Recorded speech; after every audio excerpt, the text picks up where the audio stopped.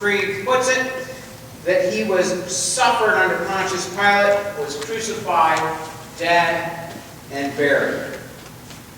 Clearly, the gospel writers thought that Jesus' last day on earth was the most important day of his entire life.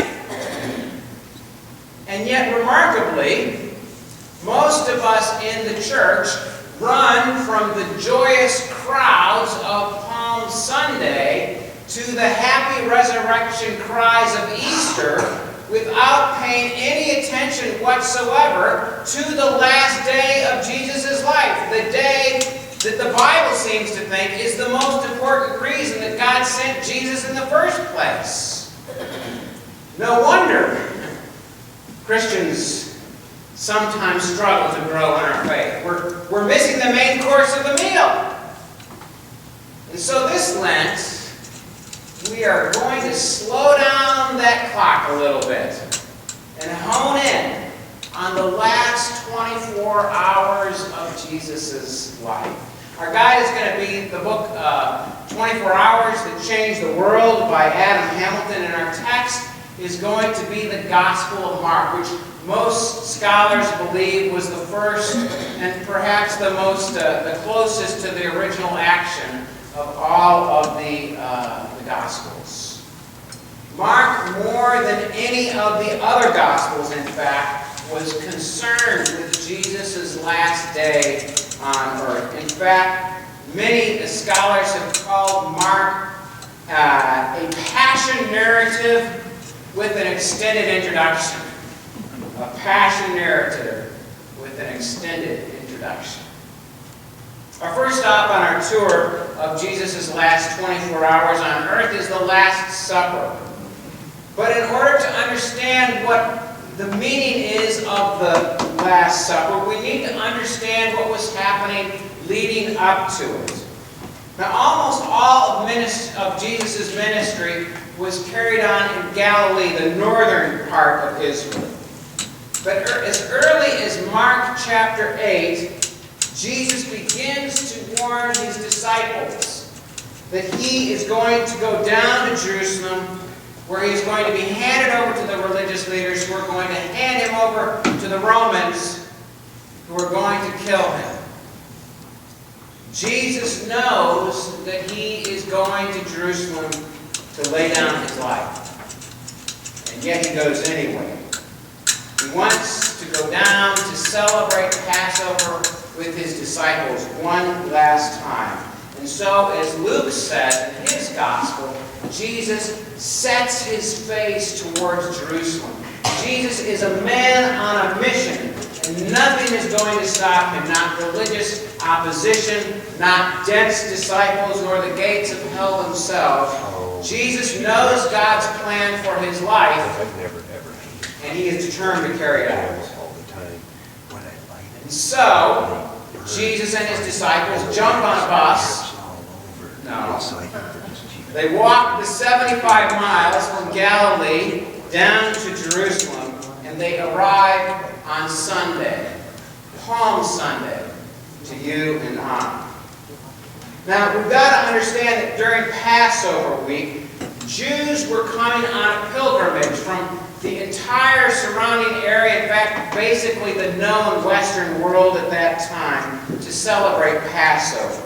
In fact, during Passover week, the population of Jerusalem would swell from its normal population of about 600,000 to 2 or 3 million people.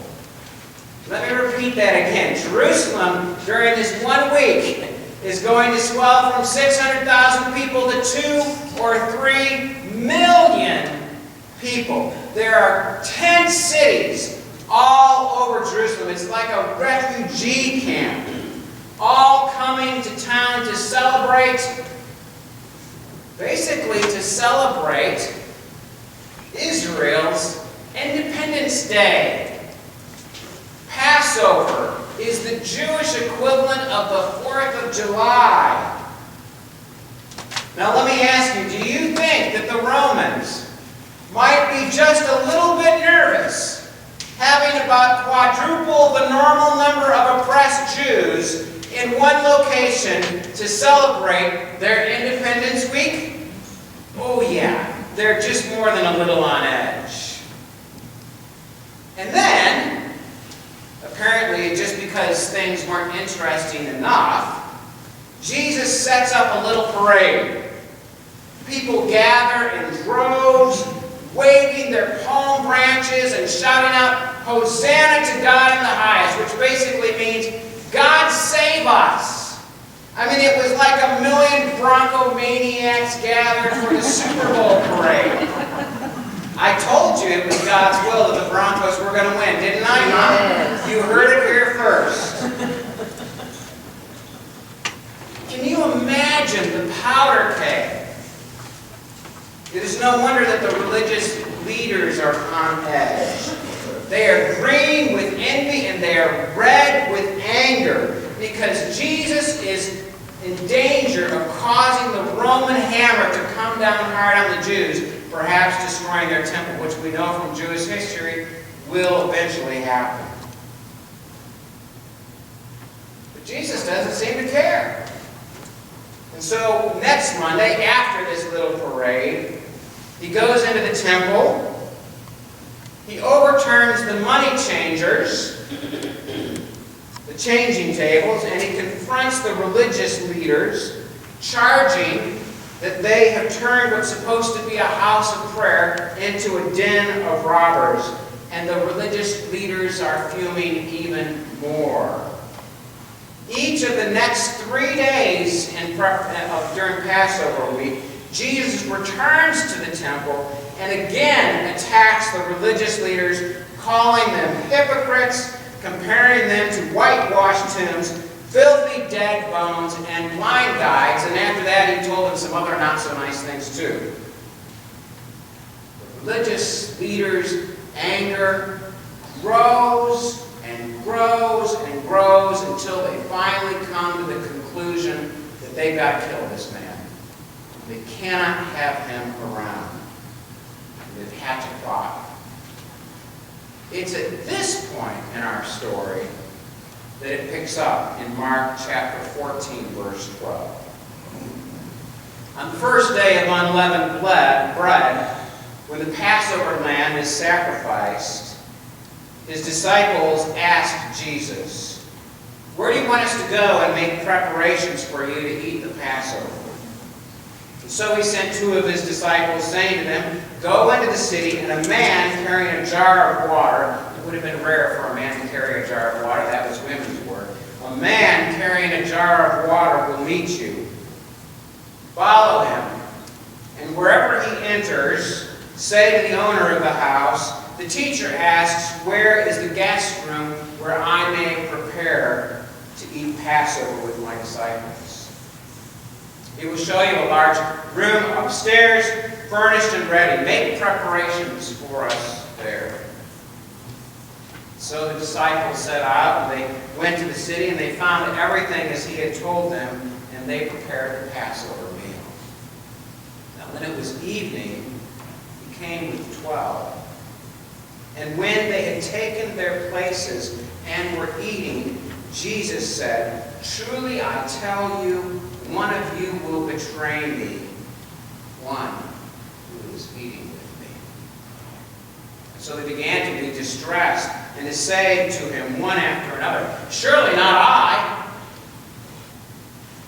He said to them, 'It is the one of the 12, one who is dipping bread into the bowl with me.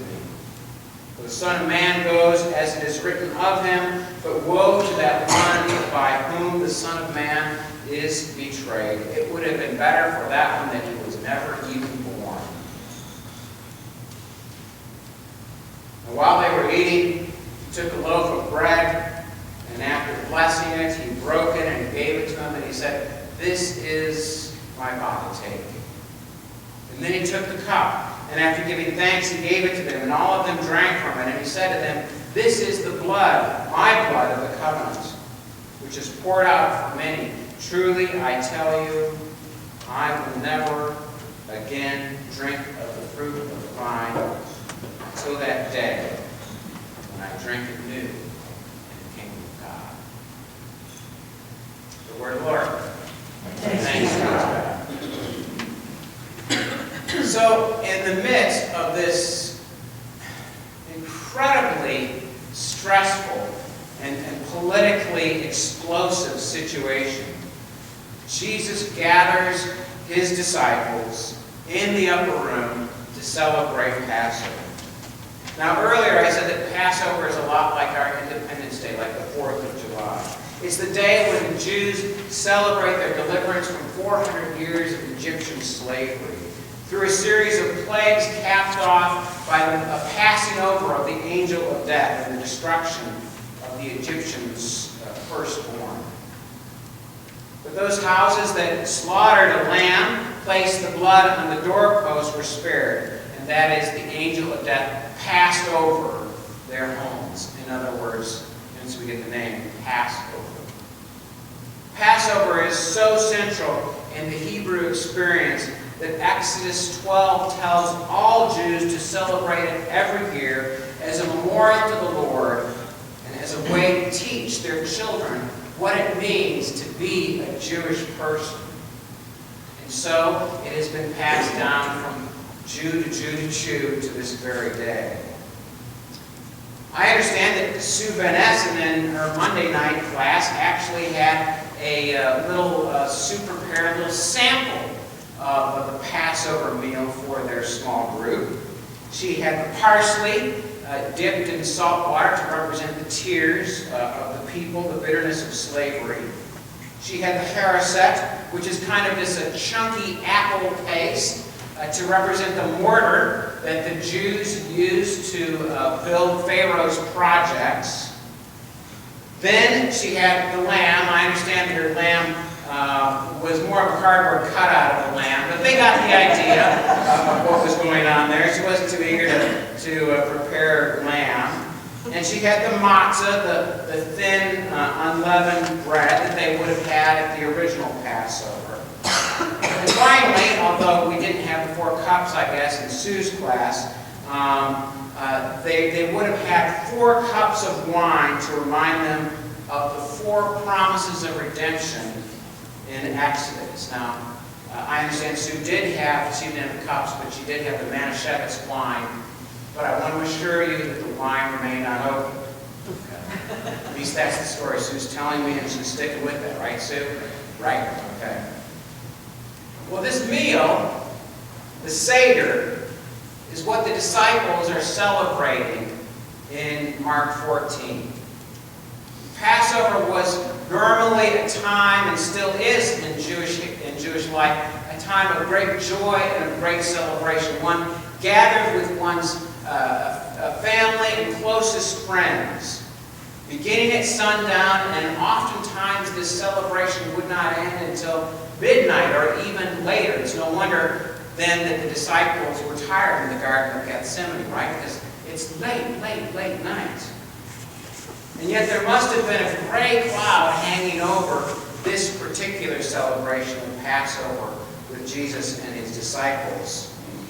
They must have worried, what's going to happen, right? Are the temple police going to come in and going to arrest us or take Jesus away from us? Everyone must have been incredibly worried.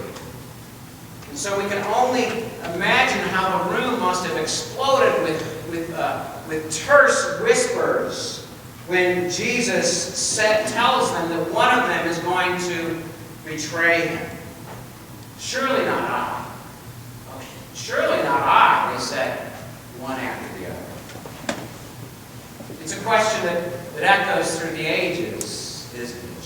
Surely not I. Each of us, though, must ask ourselves, when we have been like Judas and Peter and the disciples, who betrayed and who deserted Jesus at the hour that he needed us the most. I think in my own life of times when I have kept my silence as others have mocked friends or acquaintances that I knew when I was in school or even later in my life because I was afraid of coming up against the popular people. I think of times in my life when I felt the Holy Spirit nudging me to share my faith with other people. And yet I hid that because I was afraid of being rejected by others. I think of times when I acted selfishly, knowing full well that what I was doing was harming other people. Surely not I. And yet we all have betrayed and deserted Jesus, just like those original disciples. And yet the remarkable thing in our story, if we were to read in John's Gospel, is that Jesus goes on to wash the disciples' feet, an act of incredible servitude. He even washed Judas's feet, knowing full well that Judas was the one who was going to betray him. Can you imagine that moment when Jesus is down washing Judas's feet? Can you imagine what was going on, the electricity between those two? He still tells them, according to John's Gospel, "You're no longer my servants. Now I call you my friends." He still loves them, even as they fail him. And he still loves us also, even as we fail him. It is the best Valentine gift one could ever possibly hope to receive. And yet this is exactly what God does. He meets us where we are in order to take us to where we need to be. This is never more true than as we come to the Lord's Supper, to communion. Ben Creed, a World War II veteran friend of mine, tells me the story of one Sunday in 1942 when he was on patrol with his troop in Guadalcanal. Each man was absorbed in his own thoughts. It was a Sunday morning. They were marching together when they slowly became aware of organ music coming through the air. And they looked, and up in the distance, there was a chaplain celebrating communion, a Catholic priest. The altar, he said, was the hood of the Jeep. And the music was coming from a recording that he had. Two men asked for permission to go on ahead. Permission was granted by the troop leader, and they ran ahead double time, leaning their rifles up on the side of the Jeep and placing their helmets on top of them. And they knelt down in the mud of Guadalcanal. And the priest stepped out of the Jeep into that mud, and he administered Holy Sacrament to the men. Now, says my friend Lynn, those young riflemen, Marine riflemen, would go on and do what Marines had done since 1775. If they were to encounter a Japanese, they would have killed them. If a Japanese bullet would have met them, they would have died. But he said, if they died that day, they would have known beyond a shadow of a doubt that the Lord of the universe was with them in and through the blessed sacraments. In the midst of the sinful business of war, God met those soldiers there. God met them in Guadalcanal. God met them down on their knees in the mud and the muck and the mire of their lives. And we can count on God doing the same for us. After dropping the bombshell of his betrayal, Jesus drops two more as he significantly changes the received Jewish liturgy of Passover. After offering the traditional blessing over the matzah, that thin bread, he broke it and he said, "Take, eat, this is my body." few eyebrows were raised. That's not part of the Jewish ritual. And then Jesus took the cup, most likely the third of those 4 cups of blessing, and added these words here. He said, "This is my blood of the covenant, which is poured out for many for the forgiveness of sins." Yet again, a few eyebrows were raised. That's not part of how the celebration is supposed to go. And yet the disciples followed Jesus' lead. Only later did they fully understand that Jesus was changing the meaning of Passover. From here on out, God's forgiveness would not be limited to the Jewish people, but rather it would be offered for many for the forgiveness of sins. Not through God's mighty acts in Exodus any longer, but now through God's new saving act in Jesus Christ through his very body and blood. And yet both Passover and the Lord's Supper serve the same function: to mold and to shape the participants by repetition and by remembrance of God's gracious acts of liberation. Indeed, this meal today is meant to shape and to form our identity, to shape our ethos, to remind us that we are and that we always shall be God's sons and daughters, and that we shall one day return back to the Lord when he comes again in glory. Memories, do this in remembrance, said Jesus. And yet so often our lives are shaped and are formed by other memories. Memories that rob us of our God-given identity. Memories of abuse, memories of failures, memories of times that we were publicly shamed by others, accusations of hurtful people that we just can't seem to shake, even if they're years in our mirror. And so Jesus gives us this Last Supper. And he says, "Do this in remembrance of me." The world drinks to forget, but you and I drink to remember. We drink to remember Jesus. And in so doing, remember that through him we are sons and daughters of the Most High, redeemed at great cost by the blood of the Lamb. I don't know whether any of you may remember the movie Cinderella Man. It was out a long time ago. It tells the story of boxing legend James Braddock, who made an incredible comeback in his career, in his fighting career, during the Great Depression. At the end of the movie, Braddock is in a showdown with the world heavyweight champion, Max Baer. This is a true story, by the way. Baer, a vicious fighter, is notorious for having killed 2 men in the ring. In the days before the fight, Baer taunts, ridicules, and threatens Braddock with his life also.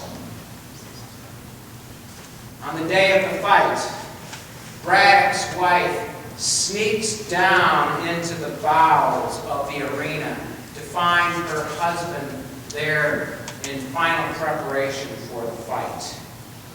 The trainer leaves, and she looks him square in the eyes. And he said, "You remember who you are." She says, "You're the Bulldog of Bergen and the pride of New Jersey. You're everybody's hope and you're the kid's hero. And you are the champion of my heart, James J. Braddock. Do this in remembrance of me," says Jesus. And as we do, we remember who we are also. We eat and we drink to remember that like the Jews, we once were lost, but now slaves, but now we are free. We once were not a people, but now, by God's grace, we are a people. Thanks be to God. I would invite you now to prepare your hearts to receive the Blessed Sacrament as our bell